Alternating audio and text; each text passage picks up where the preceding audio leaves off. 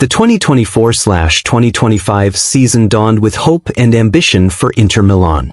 Under the leadership of Simone Inzaghi, the team had shown remarkable resilience and tactical prowess in the prior season, finishing as Serie A runners-up and making it to the semi-finals of the UEFA Champions League.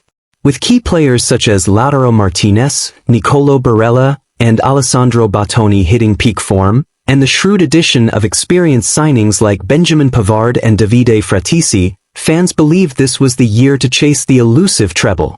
Inter started the season on a high note, brushing aside opponents in Serie A with clinical efficiency. They led the league table through the autumn, boasting an impressive goal difference and a near-impenetrable defense.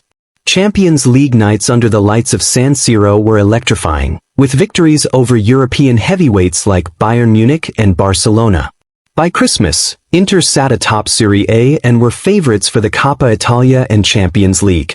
What fueled their form was a perfect blend of Inzaghi's tactical flexibility, switching between a compact 3-5-2 and a more adventurous 3-4-1-2, and the form of Lautaro, who led the scoring charts. The midfield trio of Barella, Hakan Calhanoglu, and Frattesi dictated games with control and creativity. The defense, marshaled by Bastoni and Pavard, rarely put a foot wrong. Inter fans dared to dream. The cracks began subtly. In January, an injury to Calhanoglu disrupted the midfield's rhythm. His absence forced Inzaghi to rely more heavily on Christian Aslani, whose inexperience showed in high-stakes matches. Inter's once fluid passing game became labored, and their defensive structures started to wobble. Though they maintained their position in the league, they began dropping crucial points to mid-table sides like Torino and Bologna. In February, the Champions League knockout stages pitted them against Manchester City. The first leg at the Etihad saw Inter snatch a 1-1 draw, with Lautaro's away goal offering hope. But the second leg was marred by defensive lapses, with a 3-1 defeat sending Inter out of Europe.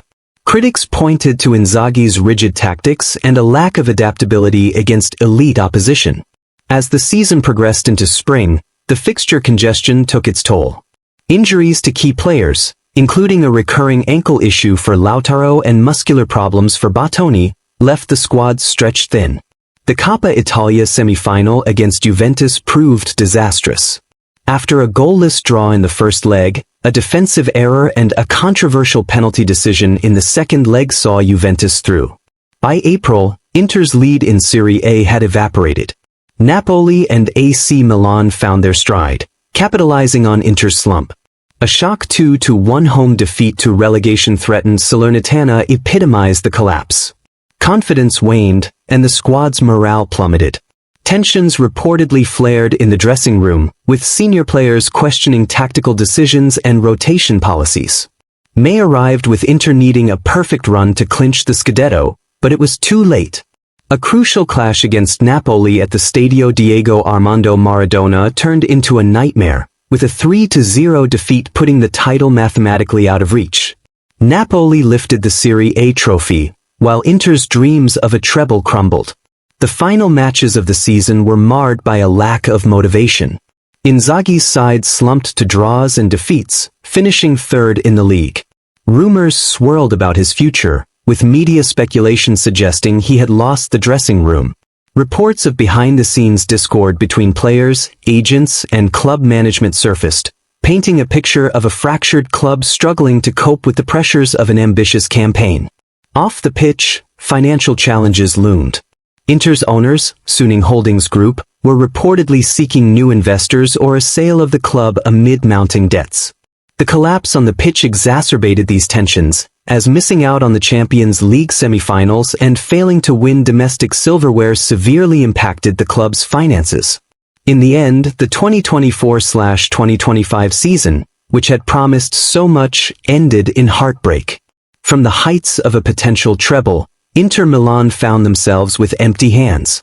Fans were left wondering how it had all unraveled, whether it was due to injuries, tactical rigidity, or the mental strain of chasing glory. But amid the disappointment, there was also a lesson. In football, as in life, even the most promising journeys can be derailed by unexpected turns. The story of Inter's 2024/2025 season became a cautionary tale, a reminder that resilience, adaptability, and unity are as crucial as talent and tactics when pursuing greatness.